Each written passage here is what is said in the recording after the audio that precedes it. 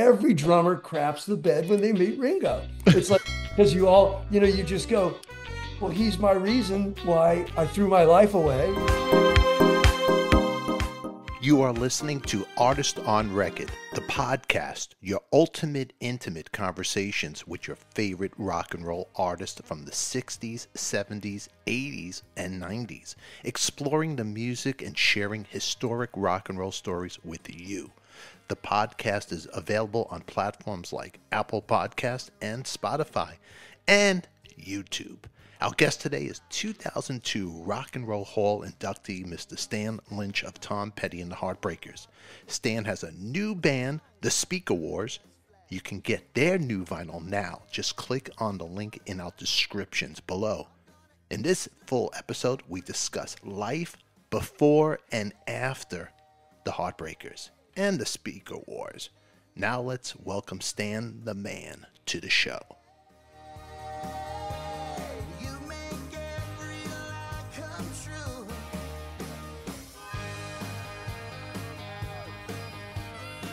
For everybody watching, Stan Lynch, this is the drummer, the beat, the soul of the Heartbreakers, Tom Petty and the Heartbreakers.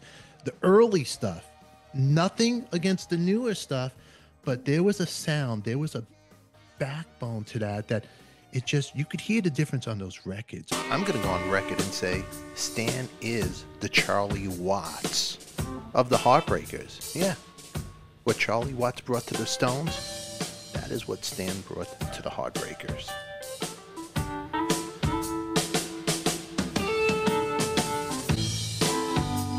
Heartbreakers.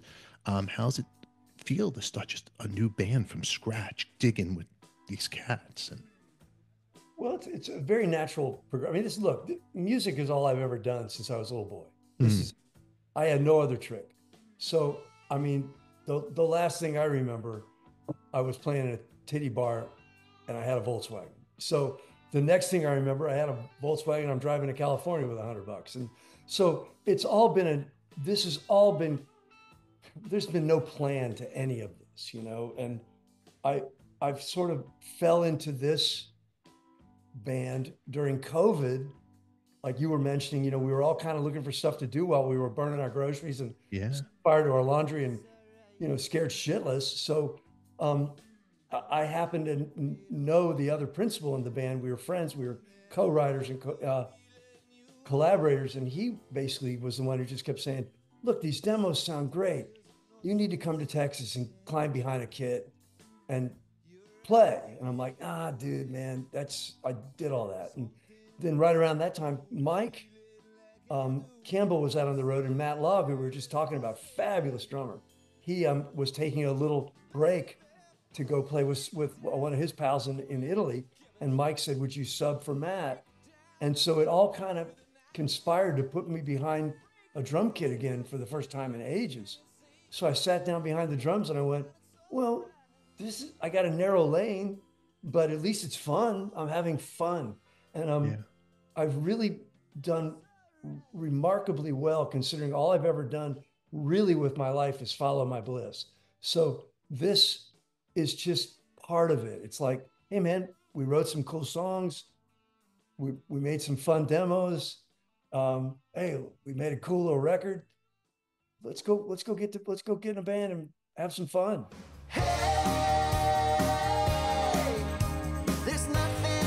And we'll see where it takes us.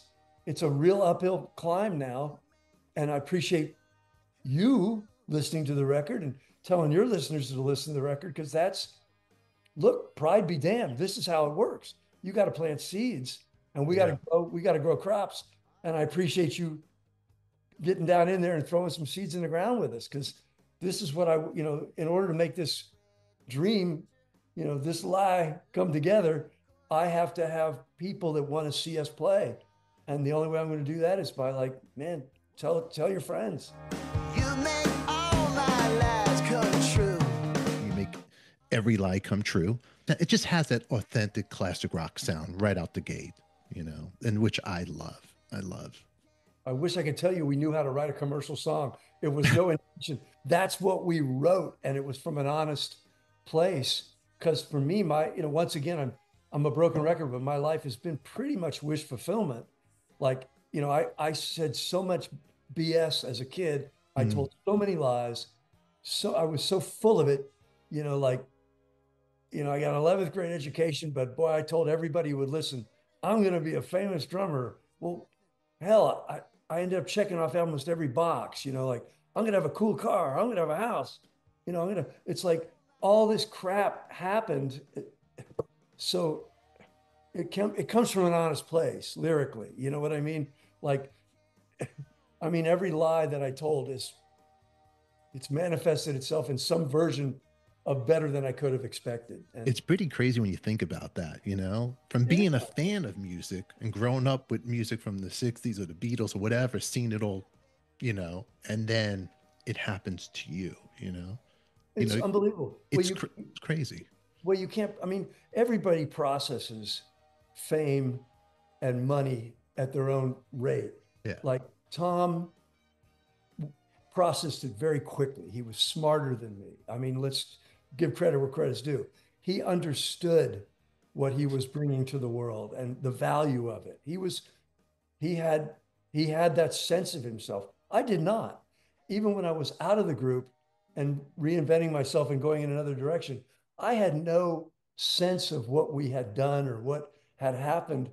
And I'm still processing it, like, at the grocery store and at the restaurant when it's being played, and my nephew's going, "Hey, Uncle Stan, ain't that you?" And I'm like, "Yeah, I guess it is." It's like, so it's still a very out of body experience for me. Like the whole concept of being around this long and being Yeah. taken seriously is sort of it messes with my head if I let it. Most of the time I just go, let's just get on to the next thing. Let's just get to work. Let's You, have fun. you, Stan, when you're in the picture, you don't realize the coolness or the history you're making at that moment. You're just in the room with the guys and, bitching, complaining, oh, this sounds great, together as a band, or that's not cool. You know, Well, I certainly didn't, but like I said, there were other cats around who knew what they were putting down. You know what I mean? There were other cats, and I just was hey, what can I tell you? I was a young, dumb drummer. I was living my best life as a drummer in a rock and roll band as a kid. Like, hard to beat. Oh, yeah. All right. I never saw myself as a drummer. I saw myself as the drummer in the band, yeah, which is that's a distinction with a difference. It's I wanted to be the best drummer in the Heartbreakers or any band I was in. Like, I wanted to fit in. I wanted those guys to love me. And they raised me in that band to play that way. That's what the music required. That was Tom's body language. He was an extraordinary rhythm guitar player too. Amongst other gifts, the cat had a great um, swagger with a rhythm guitar that became obvious whether you were playing with him or fighting him. And yeah, I learned really early that we could turn each other on. He could turn me on just by throwing a shoulder and playing the guitar with the back of his fingers, literally just showing me the tempo and the grace of it. And the rest of the band was like that. They were just groovy guys. They all kind of played a little sleazy and a little lazy and they were kind of greasy. And it was, so to be the drummer in that band at that time, that was, that's how you that's how you made your bones. You know what I mean? That's how you got your point across. And I was the right guy for the first 20 and I was the wrong guy for the last 20. So,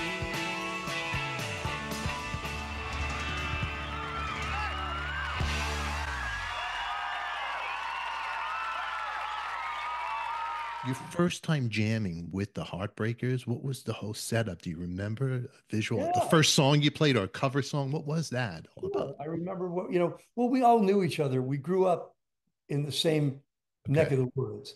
They were a little older than me, and um, I was sort of like the baby brother pulling up the rear, but yeah, the first time we sat down, I mean, I counted four, or one of us went like one, two, three, four, and we probably played like a Chuck Berry cover or an Animals cover, and it just sounded just like that. It was like no discussion. They were very monosyllabic men. They were very, they were not demonstrative. They were not extroverts. And like literally, I remember at the end of the song thinking, man, it knocked me out. So I was probably going like waiting for them to all go, my God. And what I think I got was, yeah, that's pretty good. That'll work. That'll work. It was like they were the tough guys in school. You know what I mean? I don't want you no more. Ain't gonna They were the cool guys with the cigarettes going like, yeah, that'll get you by. Oh, I'm the geek going, shit, this is awesome. Man. And but so that was what it was like recording with them too. Like you'd record the song all day until you heard one. Eventually somebody would go, let's listen to take 12 again. Now that'll probably get us by. That'll get us there. It was like, and that was the huge discussion went down. Like, it would yeah, drive me crazy. It would drive me crazy. I was realizing, it took me years. Once I started working with other people in other bands, I started realizing, oh yeah, there are other cats like me that they're a little more sis boom ba, they're a Yeah, little, yeah. yeah. But that group was a very laid back group. So the drums at the time kind of had to have that, let's just take it easy. Kind of let's just be cool. I remember growing up in Brooklyn and listening to this radio station, WPLJ FM. I don't know if you remember that station, big station.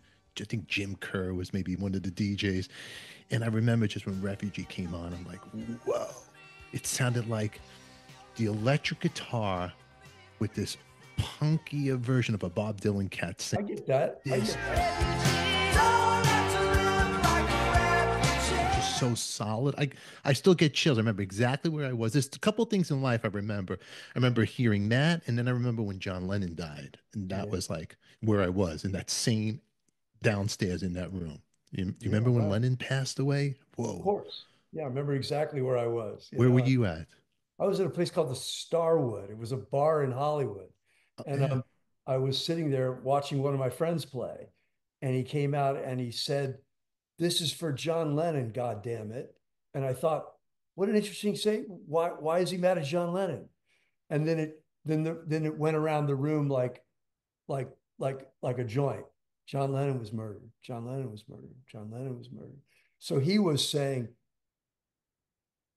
he was expressing his anger, and I was just in shock. I remember just I just put my drink down and went home, cried like a baby, and watched the news, and just went, huh? Like all of us, just going, my God, Crazy. he was he was my Kennedy. You know what I mean? He was, Absolutely. yeah. Absolutely. They were like, it was like huge. And Well, only he's when you think the about it North now. Star. He still is a North Star. He's Oh, like, what would John Lennon do? Whatever it is, you won't be able to do it, but it would be really cool if you could. You know what I mean? Just guy, yeah. I mean, the more you learn, about his rhythm guitar playing, even just the little, Lennon's great, solid rhythm. He had a my great God, rhythm. yeah. The more you learn, you just go, oh my God, he was what was he 40 when he passed? 40 years. Think about that. I know, like he's At just getting then, started. 40 seemed so old back then, right? Just getting started, man. Just getting started. And Stan, think about the career the Beatles had. Just a short. I was just talking about it with my wife. The Beatles really weren't a band that long. 8 years, 8 years. It's like That's it. crazy. Yeah. I mean, and enduring, 200 years from now, we'll still be trying to figure out how they did I Want to Hold Your Hand live like that. It's amazing. It's just It, amazing. say that someday. I even wanna. Ringo's playing the lefty, the way his mistakes, like on Yeah. Ticket to Ride, like that delay, like you can't imitate it. It's just It, killer. it's that incredible combination of intellect, charisma, talent, like when it all comes together and and beauty and youth, and it's like, and the times, the world needed that, man. We needed to be bitch slapped. You know what I mean? It was like, and man, they just pistol whipped us, man, woke us all up. I mean, I remember Ed Sullivan show the next day, every kid in school was pulling their hair over their ears, trying to look like, like it was that big a deal. The next morning was like, oh wow. But yeah, yeah, the Beatles, the Stones, all of it was like too much for me as a kid. It just I'm a music lover of all the music from the 50s and 60s is what I grew up with, and I love it. I mean, the Beatles was like the Bible as a kid, the American release, staring at that Meet the Beatles and their Cuban heels and the bio. John Lennon, no, 24, and Ringo was the oldest cat, right, right. You meeting Ringo for the first time, did you trip yourself out a little bit? Like, I'm talking to Ringo here, Oh, this is sure. I lost it. Yeah, I've told the story. We were playing with Dylan in London,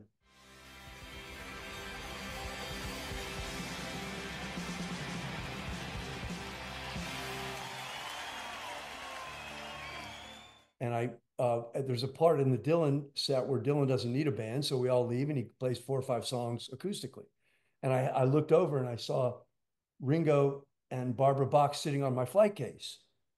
So I thought, well, this is an opportunity. I can probably, because you don't want to meet someone of that caliber and just without having something to say, or hopefully they might want to meet you. So, but a guy came over to me and goes, "Hey, would you like to meet Ringo?" And I'm like, "Well, of course." So as I'm walking over there, it's my head is swimming. And what came out of my mouth when I went to shake his hand was something to the effect of, "Oh, Ringo, I want to thank you for my haircut, my car, my for and I'm trying to thank him for my life, essentially." And I'm looking at him and I'm just slobbering like a moron. And I remember it. He's considerably shorter than me, but he gave me a hug and he whispered right in my ear and he said with a perfect Liverpudlian accent, he goes, "I know. I like every drummer craps the bed when they meet Ringo. It's like because you all, you just go, well, he's my reason why I threw my life away. You know, it's like, but it was just hysterical that I couldn't just go, "Oh wow, really nice to meet you, Ringo. My name's Stan. I'm playing this gig tonight. You want to come up and play?" Or, like I could have said anything, but you couldn't have been human. You had you just the inner kid came out of you. I lost it. I literally lost it. And I was literally, when he said, I know, I burst into tears. I was crying like a 12-year-old girl who somebody just stole their Barbie. I was, I was, I was crestfallen and that he even acknowledged, I was heartbroken that I blew it out my ass, but I was thrilled that he at least acknowledged me. So it was,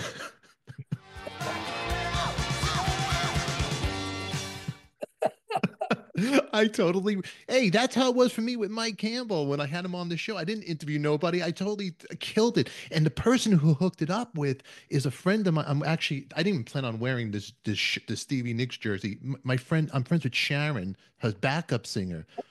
So Sharon goes, "Don't worry, I'll get him." And I go, "Sharon, if you don't get any more gigs, I'm sorry." So she hooked up the interview, and I'm like, "Oh, I just totally botched it." I just got because I'm a hyper Jewish Brooklyn neurotic guy, and I got Mike coming on there. Hey man, he has some little device like trippy. And I also, when I saw him do that to me,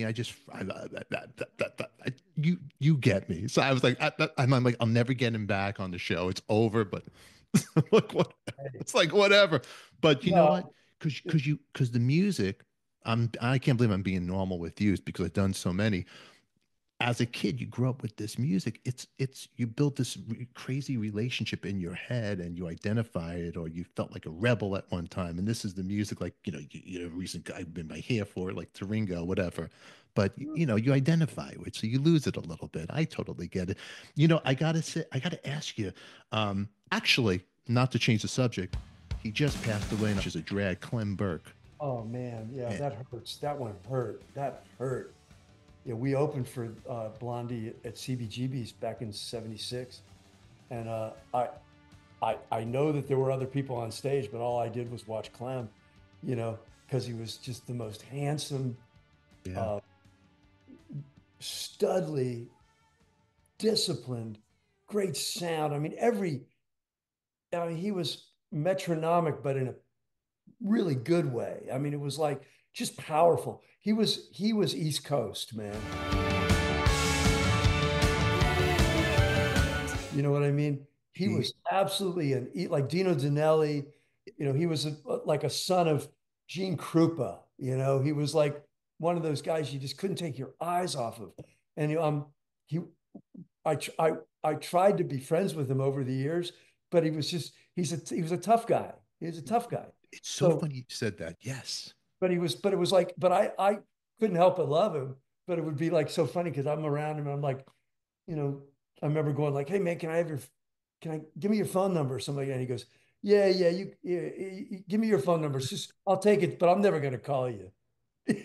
A little sarcastic, He was great. He was great. But Clem, there's nothing you can say except, "Holy shit, what a cool, perfect, perfect drummer, rock and roll star." I mean, I mean, Blondie, great, but without Clem, I don't know. he was really the heartbeat of that band.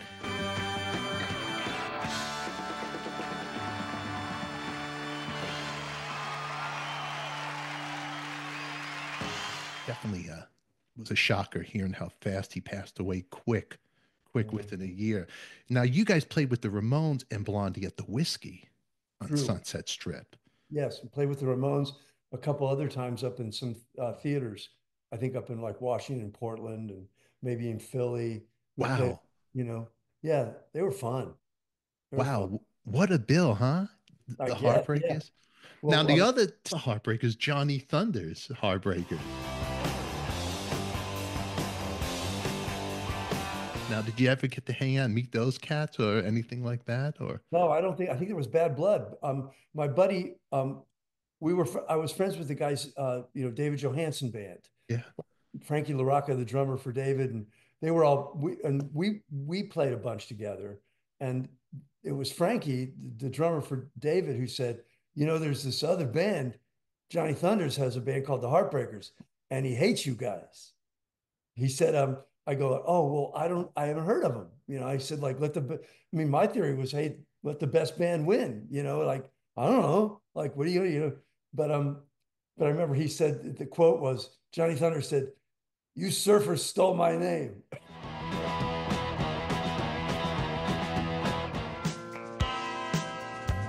I always loved those guys. I thought the whole New York, um, I loved it when we went to New York because I remember Mike Frankie, the drummer from David Johansen, said we were going there to shoot some videos for the first time, and Frankie goes, "You're not going to be wearing that crap.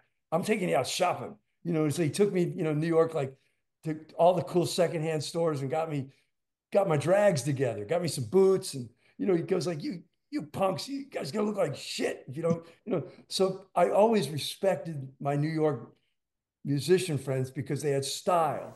On the drummer, Mr. Frankie the Rocker. Reach out and I'll be there. 1, 2, 3, 4. Physically, they, I don't know who played better. I don't think that matters, but they certainly looked cooler. You know what I mean? So I always loved going to New York and getting to hang with my buds because they always would turn you on to, like, at least they had a sense of fashion. We did not, No, no, so, but you guys did have a sense of fashion. When you look at those old video clips of you guys playing, like go on YouTube, it blended well together. It well, I did. think that was because we'd already met. You I, met. I'd met my friends from the East Coast by then. Here comes my girl.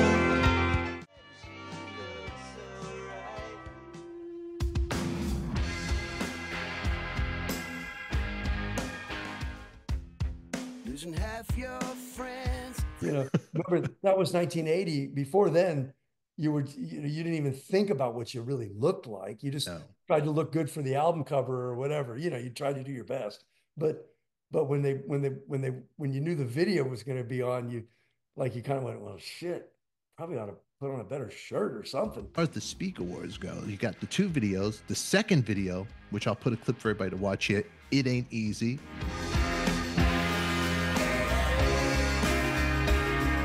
Touring, what's going on with that part for the Speaker Wars? Would What's the love to. plan? It's really difficult to cut through the chatter. of like right now, just letting people know that there is a band. We have a band and we can play. And that's what I keep coming back to, why you're important in the family. It's like, this is how people are going to go, oh, I saw a clip of the Speaker Wars. They're actually a band. They can actually play. It's like, great. And I think there's a third video coming out in a couple of weeks. And I think that if we can cut through the chatter, let people know that we're not just, you know, farting fresh air here. We're like actually a rock and roll band that can play and we can sing. And we'd love to go, hey man, it'd be fun to open for somebody. It'd be fun to go tour. It's but it's all baby steps at this point. You just make the best record you can, and then hopefully you find some champions. Everybody, make sure you check out the Speaker Wars.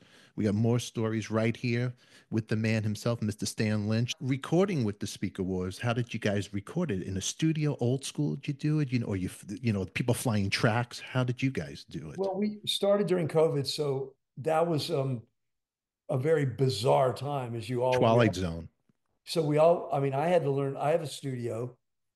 John has a studio, and we all learned to file share at the time just to get our songs writing with each other, so we could work. Then as soon as we figured out that we weren't going to kill each other if one of us would, we figured out the tests and the masks and come on down, and he'd come down and live with me and we'd work together in my joint. And excuse me. And that became the genesis of the record. But mostly it started, I write a lot, I do it all on my own. It's not nearly as much fun as when I have other cats around yelling at me and bitching and moaning and throwing shit on the walls. And, I love that. The anarchy of it all is so appealing to me. I love that. I really love the high wire act of a rock and roll band where you don't know what's going to happen. I don't know. Like, I mean, to me, that's why I want to go play live. I love it when the amp blows up. Like, let's see what's going to happen next. Like, that's great. I guess you can probably tell I'm not really a showbiz kind of guy. It's more like, let's have some fun, man. Let's just see what happens. If the speedball ain't working, go to your slider. It's like, it's that simple, man. And that's what I loved about being with the whole Heartbreakers.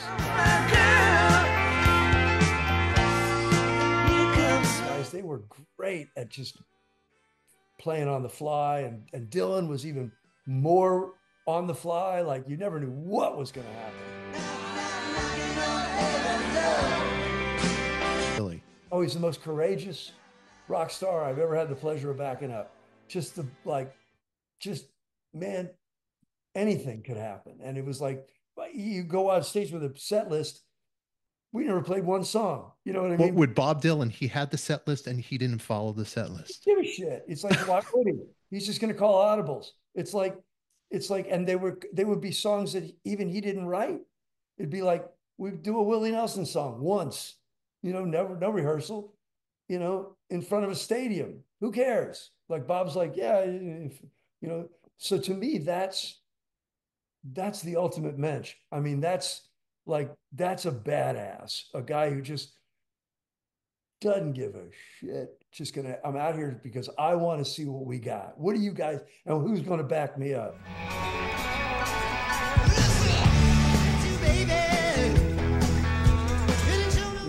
It's like, to me, that was the high water mark for me. It was never better than having that kind of courage. Wow. And that kind of power, that kind of songwriting power, to just pull a rabbit out of your hat. It's like, I mean, like I said, the guys, it's like with Tom eventually too, had that, there was a deep catalog. Whenever he could just start a song, you didn't have to tell you what it was, you knew. Like, let's just play it this way tonight. It's like, oh, and I love that kind of courage. I just think it's rock and roll. That is rock and roll. Man, it's the shit. It really is. Like, well, it used to go like this.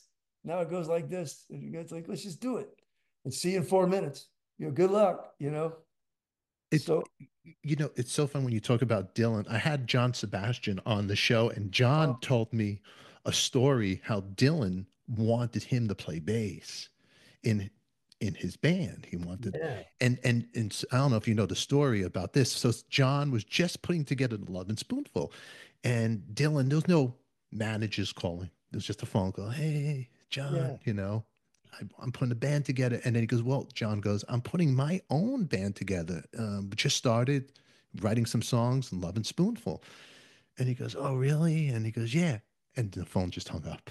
I go, so did he ever call you back? He goes, never called me back. I go, what?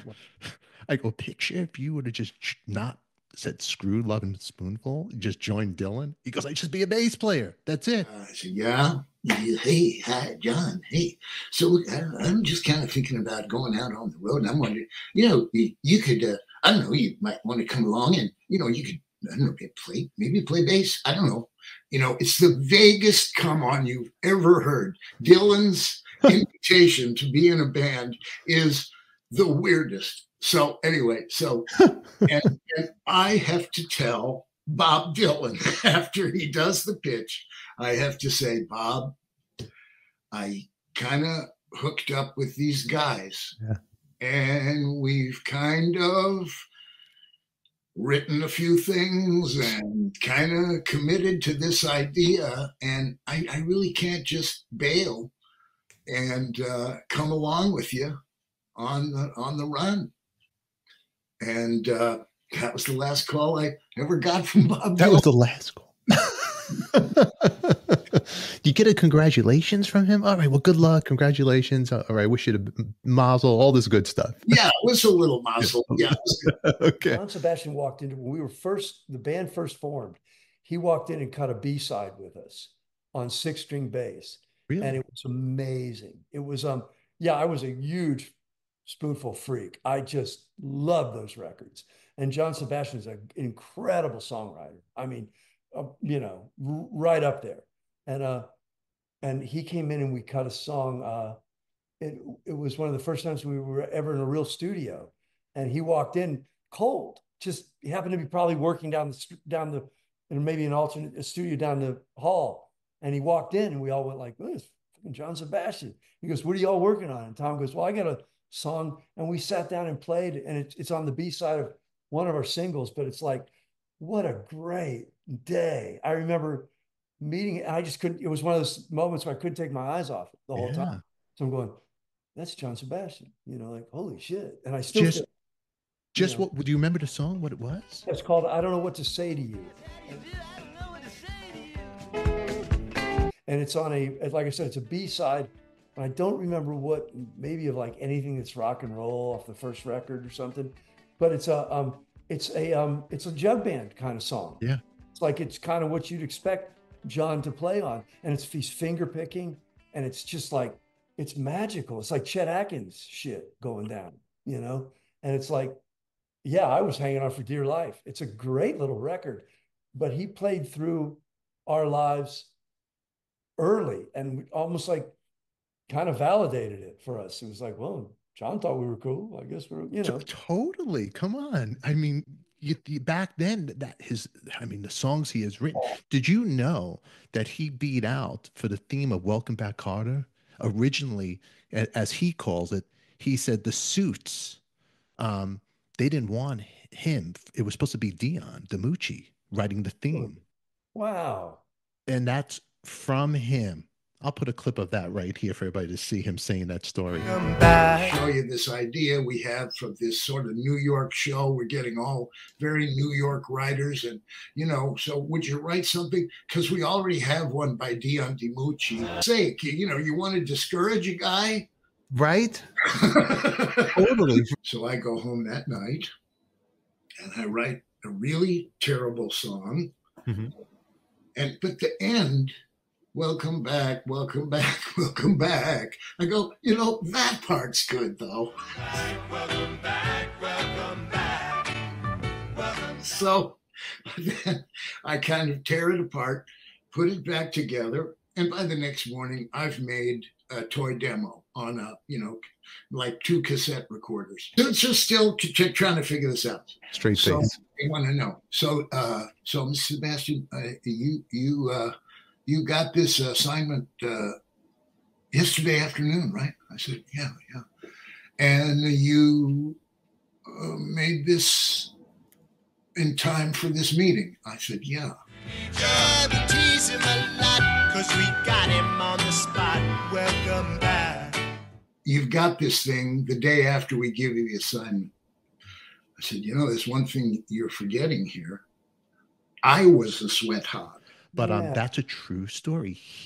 Dion had the gig, and when I had Dion on the show, I forgot to even mention it. But yeah, he Welcome Back Carter, which he wrote it the day that the suits, he wrote it on the spot. He went to his hotel and wrote it that quick. What a great song. I know. I mean, John Sebastian, I remember What a Day for a Daydream. I remember reading that John Lennon had it on his jukebox. For a daydream. And he it was one of those, there's a couple chord changes in that song that are very vaudevillian and beautiful. And when it took me like a week to figure out a couple of those changes, like I sat there and went, oh, finger here, finger, like really mechanically trying to get to it. And but I can see where John Lennon totally could see where a guy like John Sebastian was like, yeah, they were Yeah. they were flying in the same air, and they were in the same airplane many times, Very times. Even talking to John one-on-one like this, I go, oh my God, he's real into electro. If I show my Brooklyn's level here, be careful. Don't say too much right now, because he was on a higher plane, and man, the guy's in his 80s. He's still sharp as a tack. And these stories, they're just never ending with cats like that. But that's a great one. Dylan, John Sebastian, who's another iconic, just rock God, I'll call it, as you grown up as a kid that you respected, that you got to play with, and you're like, whoa, is there another one that comes to mind? Yeah, a bunch of them, man. I mean, I got to make a record and play a gig with Del Shannon, like that's great. Whoa. I got to like Roger McGuinn. I got to work with the Byrds. I got to be in the studio with Roger, and I wrote a song, and we got to cut it. I got to play with him. Don Henley, you know what I mean? Yeah. Wow. I mean, just to be in the room. The guys in Toto, Steve Lukather's my pal. He calls me we write together. My life, it's not only are these guys really brilliant musicians that I've gotten to work with, they're really cool men. They're just great dudes. They're like, I mean, I would take a canoe trip with any of them and never even worry about making music. Just the hang is so worth it, So, and man, if you could even get word on my behalf to John Sebastian about how much love and respect I have for him, it's like, man, I mean, all of that. I mean, just these people have drifted in and out of my life, and I look up occasionally and go like, man, holy crap. And the music holds up, like most of the time I can go like, that's pretty good. I was in the room. That's great. Who knows? Maybe you were kidnapped, tied up, taken away, and held for ransom. Really lucky in the Heartbreakers that we had a guy who was already had that little extra thing where he could walk in with a story, because the words are like, I mean, I'm not saying music is easy, but music is available. The same 7 notes are all available for everybody, but those words and that intellectual prowess and Tom could walk in, and Don, Henley can walk in with this story, a picture of words, and you go, that's the highest level of artistry, and I don't even know what to say except, man, thank you for being in those rooms when that went down. Oh, absolutely. I'm trying to be professional because your career is so huge and everybody you worked with have these notes. And I can't really read all these notes. I have the glasses on trying to see it. I'm not trying to snob you. It's just, Yeah. it's so much. So I'm talking a lot on top of my head as being a fan. But working with a guy like Don Henley, he seems like a tough, like for me, he seems like a tough cat, like in the studio. Like he's the type of guy. I don't know if you've ever heard those recordings where like Buddy Rich he's yelling at people, like yelling at the band. What is Don like? Is he real like Stern? What's he like in the studio? He's not Buddy Rich. I No. mean, if Don was the only time you might even be aware that Don is disappointed is he would leave. That would be his. He votes that way. Don's really cool. Like if he ain't having fun, you just sort of you look up and go, wonder where Don went. It's like, oh, it's but he was never tough. He was disciplined. He still is. I mean, we're pals, and I got to audit his process. He allowed me to see how he works creatively, and it's extraordinary. He's hard on himself because he wants to be the best from himself. So if you're not prepared to be treated like he treats himself, you should probably split. But because he's going to be hard on you because he wants you to be good. I see it as and I saw that with in a weird way. You mentioned Buddy Rich. I remember there was this one where he's yelling at everybody. You try one fuck up the next set, and when you get back to New York, you'll need another fucking job. Count on it. Get out of my fucking bus. And I remember going like thinking, why he's pissed is because you're playing with Buddy Rich, man. And you should be on your game. You should look cool. You should have a shower and a shave, and you should be a badass. You're with Buddy Rich. And it's like, so maybe the comparison between Don and Buddy would be there. It's like, don't come in the room unless you're prepared to throw down and give it your best, man. Really your best. Don't, I mean, he's not a good enougher. Yeah. That's the difference. I've been in a lot of bands with the good enoughers where it's like, oh, that's pretty good. And you almost want to go like, well, that ain't, oh yeah, that's what we're going for. I forgot. Pretty good. Like, no, we were going for great. And Don is that guy. He's like, leave no stone unturned until we find out how good we can make this. And he's that way lyrically. He's that way melodically, vocally. He's a great drummer too. People don't Yeah. realize if that guy hadn't written and produced and sang all those amazing songs, he'd only be known as the drummer in the Eagles. Oh, he only played on the biggest records in the world. He's a threat. He's a real threat. Great feel, great pocket. I mean, Oh, yeah. how did you guys, Don and you, meet? Was it on the road with the Heartbreakers? Well, What the did that? first time I met him, we had a tour manager who had worked for the Eagles back in 1980. And I had just mentioned casually, I said, boy, I'd love to see how Don is a singing drummer. I'd like to see that. He goes, oh, well, let's go down to the show. So we went to a gig of theirs. I think it was sort of toward the end of when they were kind of starting to, I won't say fall apart. That's the wrong word. It was coming apart. And, but man, he shook my hand. He doesn't remember it, but he was so welcoming. He was like, "Oh yeah, you play with Heartbreakers. Come on up." And he put me in a chair right behind him and let me watch the show from right, almost his POV, and I got to experience what was happening. And they were obviously extremely professional, and it put a hurt on me. I mean, I remember walking away from that going like, oh, geez, these guys are awfully good. Then I met him a few years later, just probably socially, like over dinner somewhere, and one thing led to another, and we kept a continuing work and friendship relationship going that's been second to none. I mean, he's the big brother every kid wishes they had. Well, it's a compliment. You guys did a record together. You co-produced with him. You wrote with him. I mean, that's a compliment to get a cat like that. Like, hey, all right, kid, come on, let's do this together. You know what I mean? Oh, sure. We've actually done several, and Yeah. it's extraordinary. And yeah, I mean, he doesn't he Yeah, you learn a lot when You you're do around somebody better than you. That's the bottom line. that. You learn a lot, and Don's better than me at virtually everything. So it's like it's fun to be some, some days my the only thing I can do is support his vision. Some days I go, man, that's a pair of kings. We're gonna play those, man. How can I help? And it's like, well, do this, or and then other days maybe I can contribute more.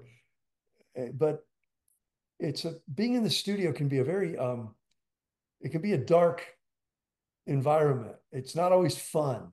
Sometimes there's stress involved.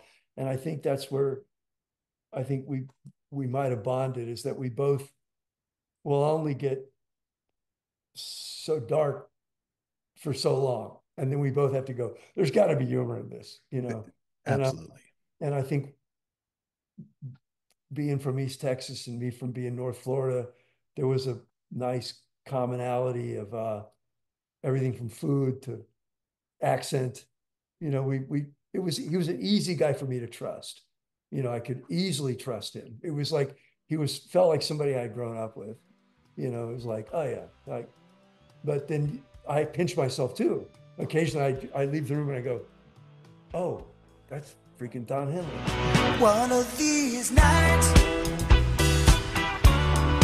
one of these. Oh shit, it's like he's not just my pal. I got to. But so I'm very aware of his abilities and scale. And what you learned from him. Now, do you bring that into the speaker wars? Hey guys, it's not the way Don would be doing this. Do you ever throw one of those out there? Well, everything you do leads up to what you're Yeah. doing right now. So yeah, Don taught me a lot of things that they're in my. It's like I was a fisherman and have quite a tackle box now, thanks to people like that. Thanks to Don. Like I got a lot of cool lures to try, and I got a lot of different tools in my toolbox. And you learn that even just throughout your life. Like Yeah. I didn't realize I was learning things from Jeff Lynne, being in a room with Jeff Lynne, until years later I went, oh, oh, that works because I saw it work. I saw Jeff Lynne do that.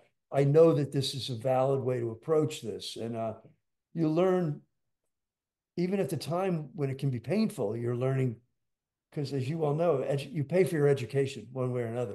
You One, know, yes. it's Yeah. like you pay for it either in dollars or in brain cells or in ego, or, your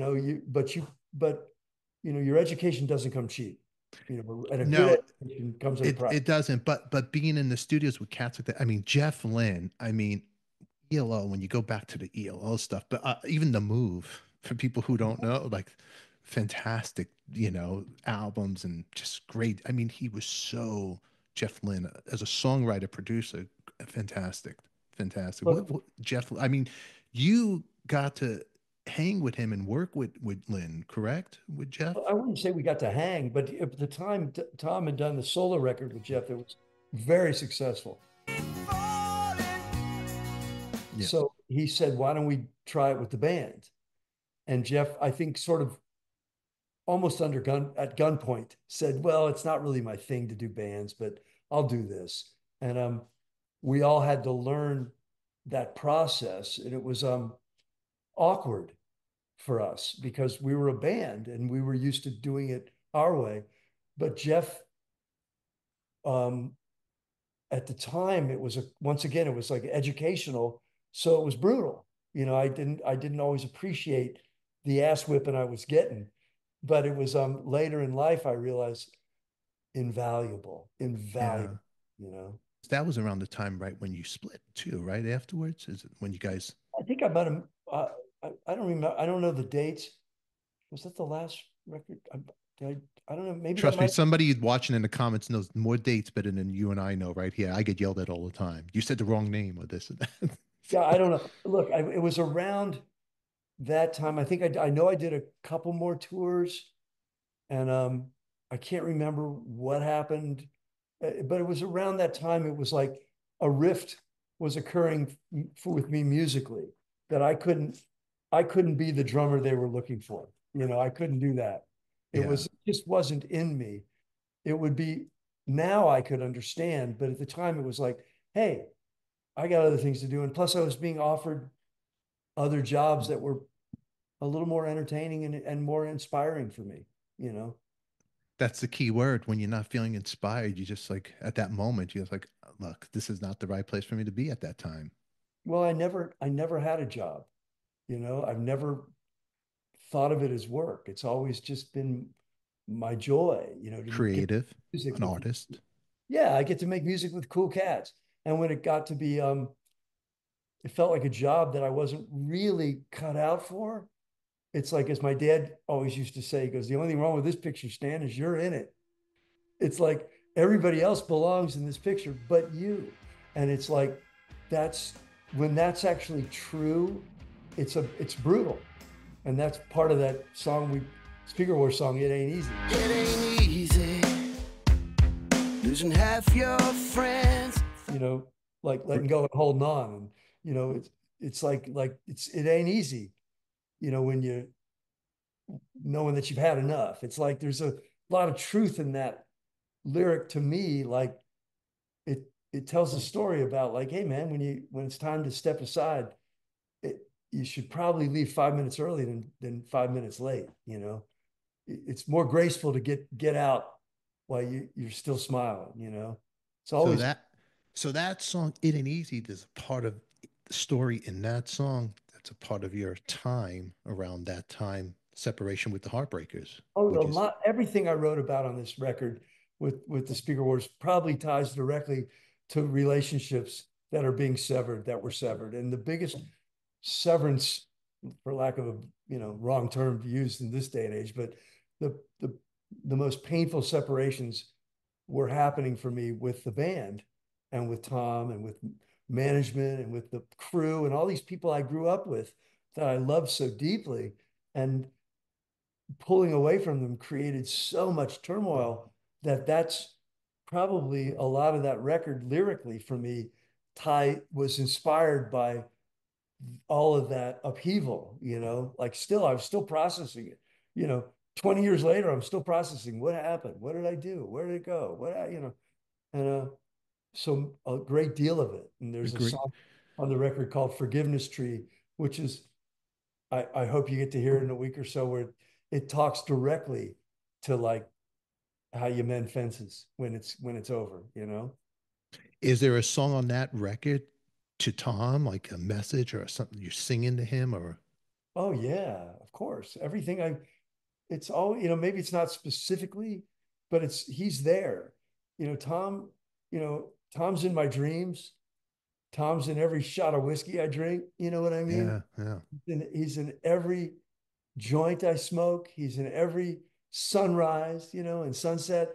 He's there because it's like it's brought to you by that relationship, and by his kindness and his genius and his anxiety and his all of his complexities are all part of us. We all experienced something very intense together. It's like, so you don't, it's always there. But yeah, I think any lyric that deals with separation and or frustration or anger or joy or love is all going to come. He's a very, very important relationship in my life.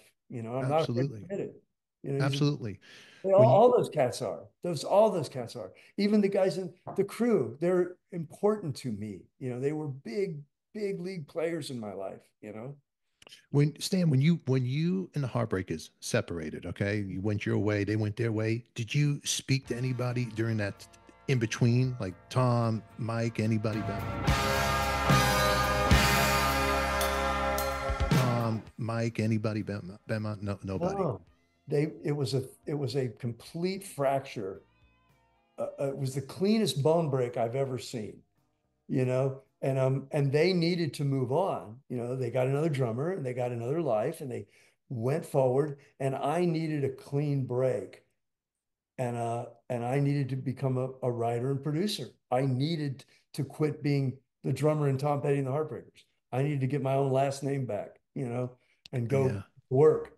And but I think Ben and I were the closest, uh, and we were the closest in age, and he stayed in touch with me. But you could feel there was an awkwardness in all of it. Yeah. It, it's a divorce. You don't really want to hang with your ex. No, well put, man. I guess at that point, right then you understood. Well, now I understand the divorce of the Beatles and what they all went Oh, through, you know? completely. Well, there's two words that make any sense to anybody that's ever been in a band, you included. Band shit. It's like all you got to say is to any cat who's worth their salt, who's been in a band, and they go like, hey, I hear you guys are going through some shit. It's like, band shit. And if anybody's worth a damn, they'll go, got it. Don't even need specifics, brother. Don't even need specifics. Everybody we've mentioned today, whether it was like you were talking about Clem, band shit, I guarantee you. Oh, He yeah. He's smiling down on us, going like, "Yes, sir, got it." And hey, Roger McGuinn, band shit. You know what I mean? John Sebastian, band. It's there. It's whether it was you. You can see that I can smile about it now. There was Yeah. a time when I would say band shit, and I would literally feel my heart drop. Because you go like, "Oh, band shit." Now it's like band shit. It's like, but time. It helped, but anybody who's been in a partnership with five guys, six guys, add the managers, add the crew, you're really in a partnership with 20 different guys, really. And then add their wives and add their kids. It's like you're in this multifaceted, bizarre family of personalities. And sometimes you don't even know who you're talking to. It's like you go like, hey man, how's it going? And you're it's like, what the hell? I didn't see that one coming. It's like, but it's a glorious thing when it works. So it's worth it. It's funny. The wives are a whole nother band. It's a Oh, whole, hey, don't even there's go always there. there's a Yoko in every band, but I don't want to. People think that the wrong way. It's just an expression, Oh, you know. I but remember you know as a. what? In defense of the Yokos of the world, they're defending their men. That's right. And it's like, look, I have a Yoko now. And it's like, and I know it's so occasionally, but I laugh at it. I go like, are you Yoko on this one? And she goes, I'm doing it because I love you and I defend you. I can't let you get danced on. You know what I mean? So it's like, bring on Yoko. It's like, I totally get it. It's like, but You- and you understand. On her worst day, she's at least protecting her investment. You know what I mean? But on a romantic day, she cares for me, and that means the world because sometimes you're just not sure. Like, what room am I in, and what do they want? It's like, what does anybody want for? And she Absolutely. like, look, I just want you to have a ham sandwich and get a good night's sleep, brother. It's like, thank you. It's nice. It's nice. It's comfort. It's nice. It's nice to have. Like, Now, having somebody watch your six is to- really good. totally, man. Trust me. And plus I'm a hypochondriac, so I need to have that. Yeah. That person. When you went and jammed late, okay, so the Heartbreakers, you had your separation, this and that. You didn't speak to Mike. When did you speak to Mike? What came first? Well, obviously the Hall of Fame. That's when you connected with everybody again, I saw everybody there. I right saw, there. yeah. How was that? I am truly humbled to be added to this list of people in this hall that have meant so much to my life. The music overcame me at a very early age and has consumed my life. I love everything about it, all the people I've met and the great times I've had. I'm very proud that we're being inducted as a group as Tom Petty and the Heartbreakers because they're the best fucking band in America. Uh, a little awkward. It Yeah. was, uh, but it was beautiful for me because it was, I didn't want to do it. First, when they asked me, my first thought was, nah, it's cool. But it was actually Yoko who said, you probably need to do this. You need to do this. You You need to, didn't want to do it, huh? and no, I was apprehensive. And, but when I walked in, I saw a lot. It was the last time I saw Tom. It was the last time I saw Howie, and they were beautiful cats, man. And I could see that their demons were starting to get a hold of them pretty good. And that freaked me out. So, and I tried with Howie, like everybody. I tried to talk him to him about your demons, but he he he dismissed me. And Yeah. Tom essentially, I got to tell Tom that I loved him, I respected him, I admired the work that he brought, all the great songs. I got to tell him, and that meant the world to me. So the trip was worth it. Just so I got the nice rub. I got the feeling. Although like I said, it was a strange room to be in, Mhm. like what's he doing here? It was a little of that, but I loved it. I mean I walked away from the experience going, well, shit, not everybody gets to go to the hall. That's cool. No, no. A lot of people don't go, and the fans really take that hard. This guy doesn't deserve to be. That guy should be in there. You get all those people out there, but Sure, it's a sure. big, just to get recognized of the work that you have brought to rock and roll history, and you are in the history. You're not just Stan Lynch. You're a man in the history books of rock and roll. You're up there with the people who you loved, and it's incredible. So Well, you know I what? can't, I don't even know how to process that. All I It's know is that, crazy. well, I'm having a great time, and I, I I don't want to have to learn another skill. This is it. I It's don't think you're gonna have to, Stan. I think you're okay. I think you're doing. I maybe I need to get some tips from you over here.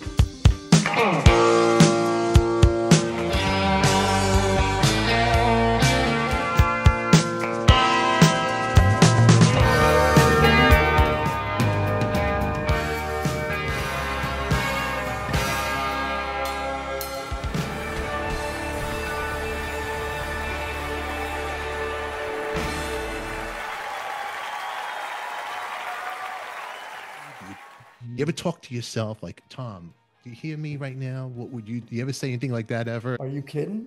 Are you kidding? Of course I do. Of Yeah. course I mean, you, I mean, it's almost like you can't really get in the car or go to a restaurant without hearing the band. Like it's somewhere in there.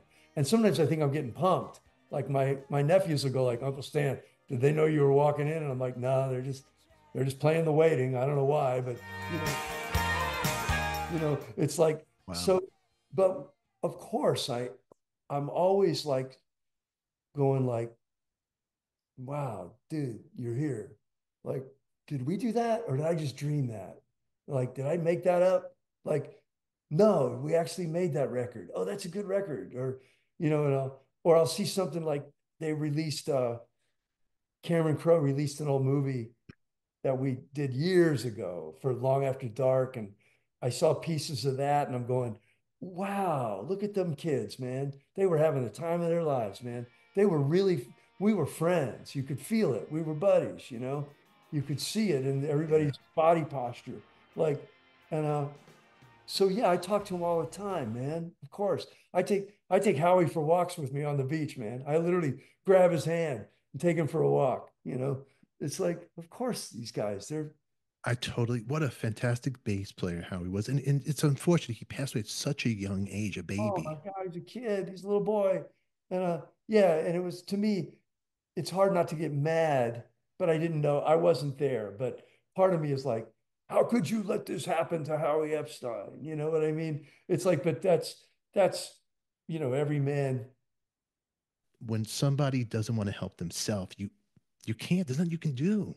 not really. And No, there really isn't. And there's nothing you can do. Well, I mean, Howie, one of my favorite bass players. That's why just his whole story, it bothers me because he's so young and such a great musician. But when you got your demons, that's what it is, you know? oh, I mean, yeah, it'll always haunt me. You know, like, but I'm just glad I got to know him. Got I'm to glad know I got them. laughs with him.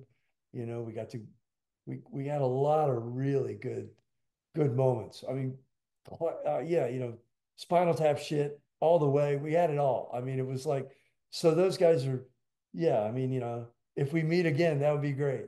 I'm all for it. But Michelle, she's like, her pushing you to go. Because if you didn't go, you wouldn't even have that closure. At least you got to say what you said to these you guys. You know what I mean? The gang.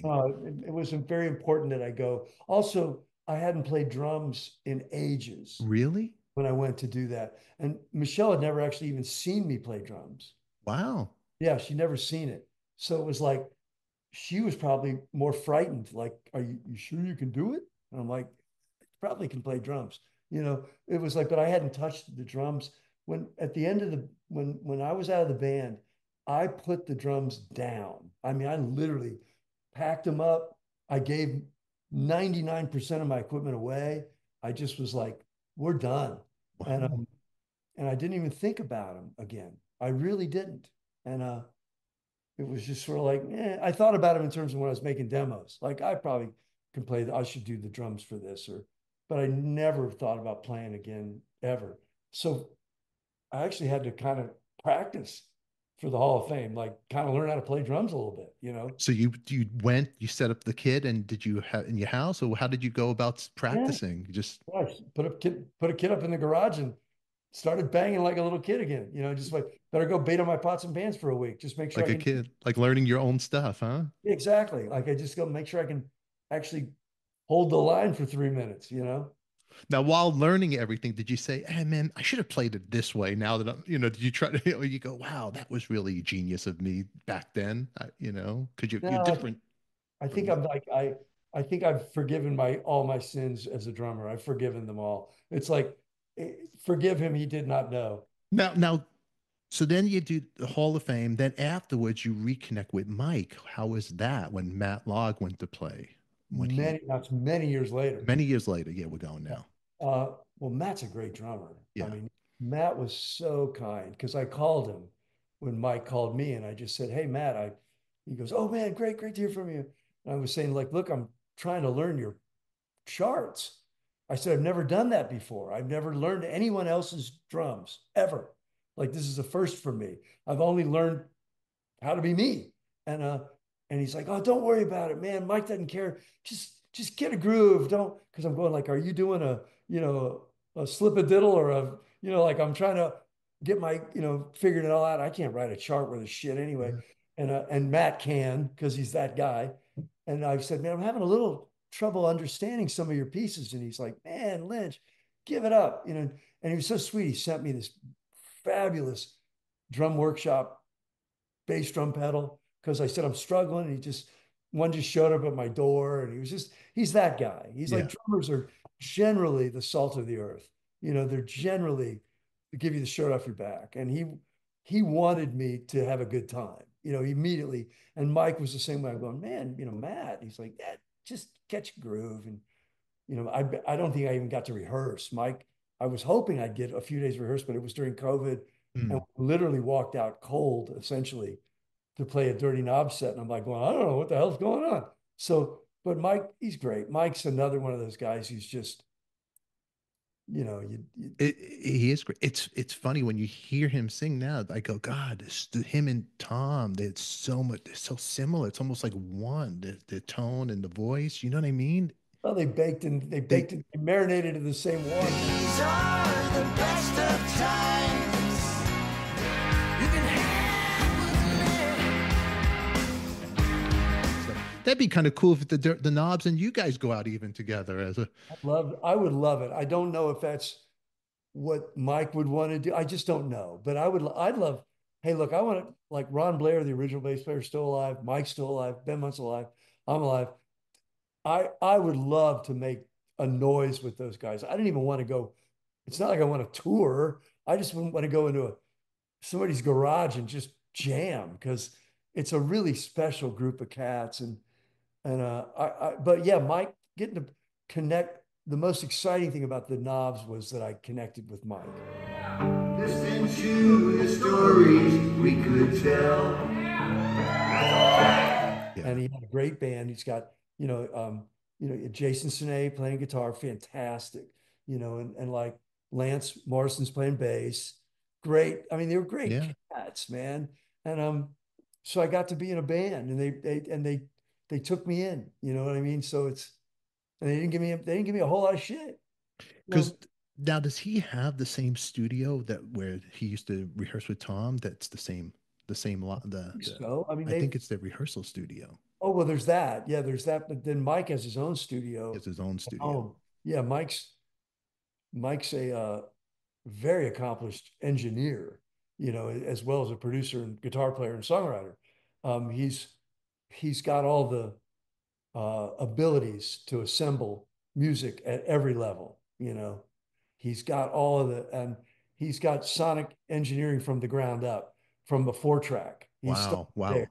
He started with like literally probably an SM57 and a 4 track and figuring out how to assemble records. Some of Mike's demos um, are damn near a record. You know, they were so close that when we went to make some of those records using his demo as a template, we they were they were that good. You were like, well, just do that. You know, Mike is a he's a craftsman. You know, he really Yeah. is. He's a furniture maker, man, of the highest order. You know, Absolutely, absolutely, man. How about when you connected with him, just playing live and sitting back there with the knobs, the love from the audience? How did that make you feel from it them was a little seeing you? scary. You know, I didn't know if I didn't know how I would be accepted. I didn't really know what was going to happen. But Mike made it really fun. He always gave me a love. He said something loving and kind every night, and he was he said more things to me and about me in a month on or two on the road than he did in 20 years. You know, we talked more in those couple months than we talked in 20 years. You Pretty know, wild. it was interesting. But I think he was coming out of his shell as well. Like, Yeah. you know, Tom had passed and he's he's not under any scrutiny from Tom anymore. And it was like good and bad. He was free. You know, he was like, I could, that's what I was feeling from Mike is like, hey, I got to find myself. I got to find out who I am. And I had already done that 20, 30 years ago. I had already done the exploration, found out who I was. So I was watching Ben and Mike sort of, What you went through. yeah, I was watching them, you know, evolve without a shadow in, you know, on them anymore. You Isn't know, it crazy how life is, how we adapt and how we learn and how we process and do things at the moment, and sit back and it's all Mhm. crazy. And Yeah, unfortunately, we learn when somebody is gone and not here no more. It's like, okay, this is the way I gotta be at this point in my life. This is the only way to be. yeah, So I have no guilt because guilt is the worst thing to have. yes, yes. It really is. Man, Well, Stan, I want to talk more with you about it. I don't want to take up all your day because there's so much stuff you've worked with, like with the band, which I love the band, all this great stuff. I mean, I hope you come back and me and you could talk more. hey, look, let's put a pin in it. And I, but like I said, I really, really, I'm indebted to you for spreading the word about my Oh, come band on, man. and and just put it out there. And yeah, but look, don't be afraid, man. Like if you, I think we got another video. The record comes out in May. If you hear something you like or see something about us, get to me again, man. Come on. So I know there's going to be fans out there. You didn't ask him this, you didn't ask him that. We'll do a part two. But in the meantime, the Speak Awards links will be in the description down below for you crazy Thank you. kids out there. And click right above here. There'll be an icon pop in there.